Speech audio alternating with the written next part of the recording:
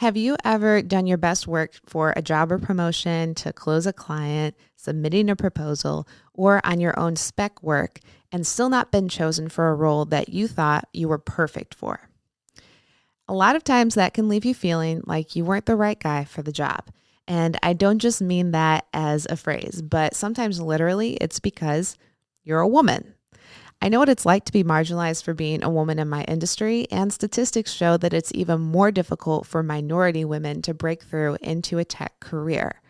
So, as I tend to work with a lot of women, whether they're minority or not, I thought I would take a little bit of time to speak into that today to see what the problem might be and how we can start to address it. Hey girl, welcome to the Girl in Media podcast, where we talk about being a woman in the digital media space. Whether you're an employee, entrepreneur, owner, independent contractor, side hustler, or just looking to learn a little bit more, I want you to come away informed, empowered, and encouraged to do more of what you love. We highlight the stories of women just like you on this podcast, and we hope that it helps you grow in your career and your dreams. Now, let's get into it. So why do I work with women? Well, it's not just because I am one, but it's also because they are the kind of people who fit. We're often very driven, resourceful, and full of ingenuity. We've worked twice as hard to get where we are, and we're not quitting anytime soon. So it's not really an affirmative action decision for me. It's simply a question of who's qualified and fits the work culture that I want to create. Women are often really good at communicating, even though that can come to bite us sometimes when we over communicate about other people instead of addressing problems. But for the most part, it creates a really collaborative environment, a creative atmosphere, and a place that I just want to work. But even though that's the ideal, once you get into hiring and recruiting, there's some other hurdles because, sure, part of the problem isn't just prejudice, it's cultural and it's internalized. Minority women might not have learned the tools they need to succeed in a professional environment, and even if they have, they feel underqualified. It's just a fact that women often wait until they are 100% qualified to apply to any role, whereas men often will apply if they're even 60% qualified. So we're keeping ourselves back because we think we have to have every qualification, every certification, even be overqualified to even stand a chance. So then the question becomes, how do women find their dream roles and succeed in a tech career or entrepreneurship? It's up to the people around them to raise their hands. What do I mean by that? Well, if someone is passionate about a thing, but they aren't really going after it, ask them.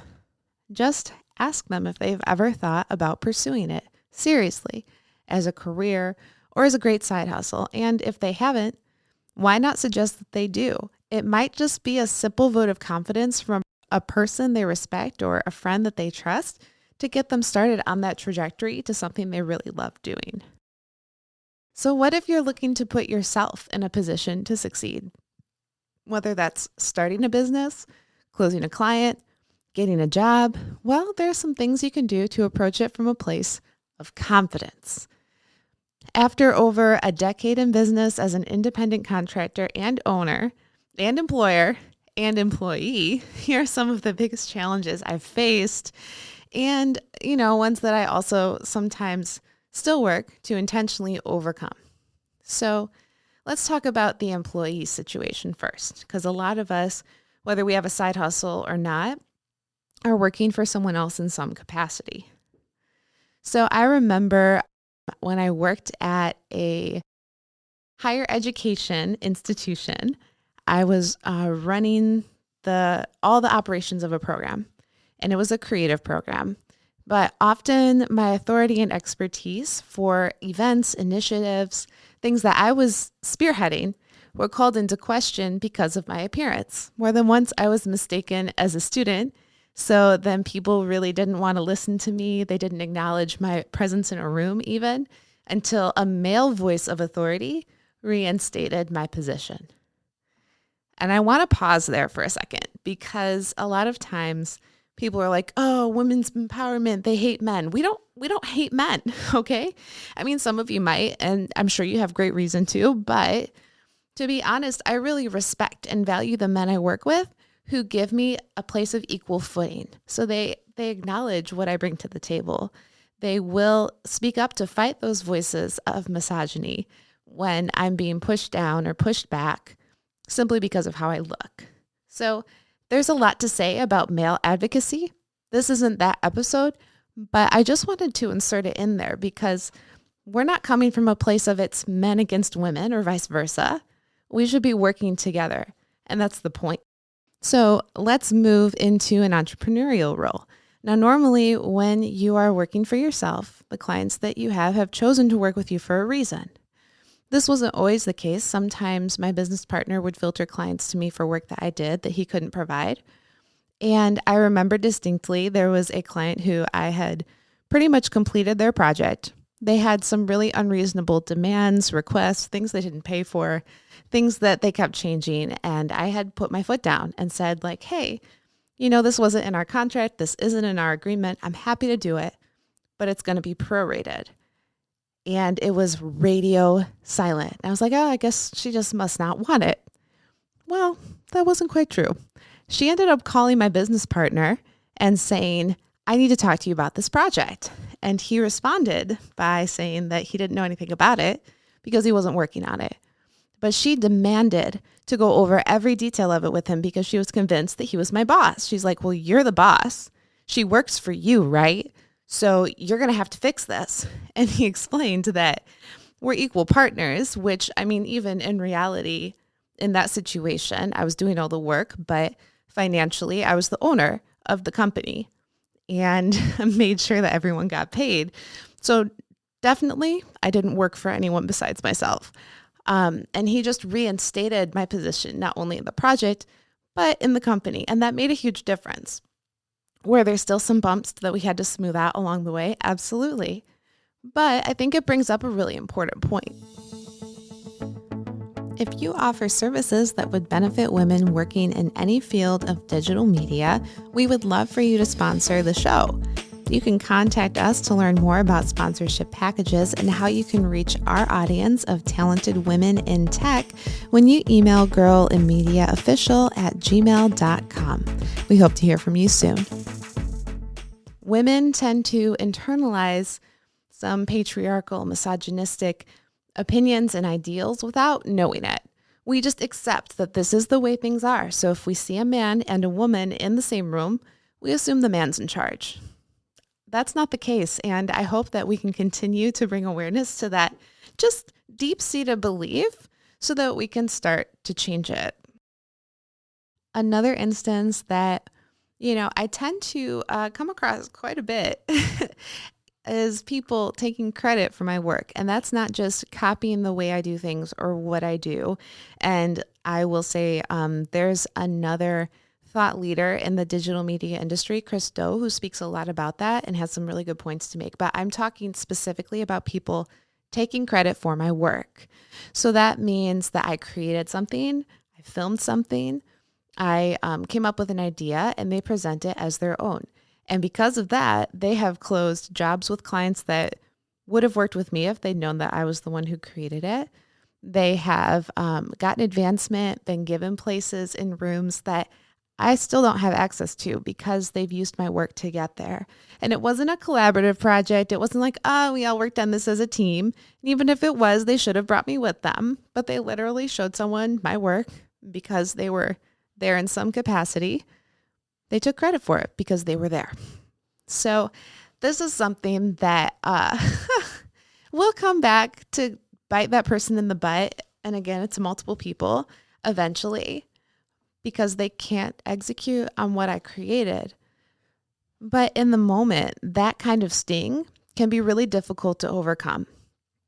These are the instances where I accept that, okay, lesson learned. This person was able to crop out a watermark or say that they did it and get a job. Okay, we don't trust them the way we used to, right? You're not going to be given certain privileges or certain access if you're stealing work. But it's also that mental game of remembering that not every opportunity is for you. And if it is, it'll come back eventually. There are people who have come to me after a few years of working with someone else because what they wanted was my work and they weren't getting it. But there are other times where those people will never come to you. And I consider that a blessing. If it was for me, it would find me. I'm doing the work. I'm putting in my time. I'm putting it out there. I'm advertising my services. The people who are supposed to find me, who resonate with who I am as a person, as well as the work that I provide, are going to find me. And sometimes we just have to be okay with that. All of these experiences really just taught me one lesson.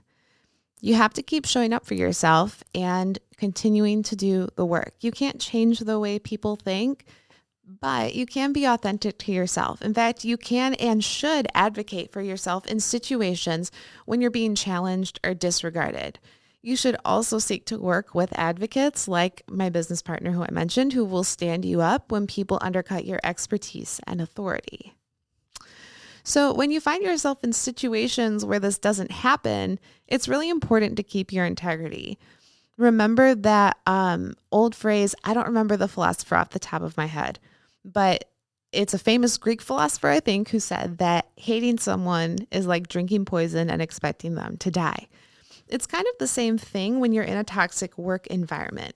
If you lose your integrity, the way that you're treating people, the way that you handle yourself, it's only going to hurt your reputation, because not only will you have that moment of being disregarded or undercut, but now there's going to be a reflection on your character that will be far more detrimental. So rather than throwing people under the bus, just be sure to keep a careful record of your work. Note the contributions and accomplishments that you have whenever you have review periods at your job with your supervisors. And if you're in a situation with business partners or difficult clients who aren't valuing what you do and it's not a healthy working environment, present to them clearly what you brought to the table as kindly and respectfully as possible. And if you're doing these things and they're not getting any kind of results, or if you're not able to do them at all, then you need to begin to update your portfolio and plan an exit strategy. That's a conversation for a different time, and I think we will dedicate a whole podcast to exit strategies, but it's definitely something to keep in the back of your head. So I'd love to hear where you fall into these categories. Are you employed at a job where you're often not recognized for the work that you do? Are you an entrepreneur who is being undercut in favor of a male counterpart? Or are you in a place where people are maybe taking advantage of you and your work and taking credit?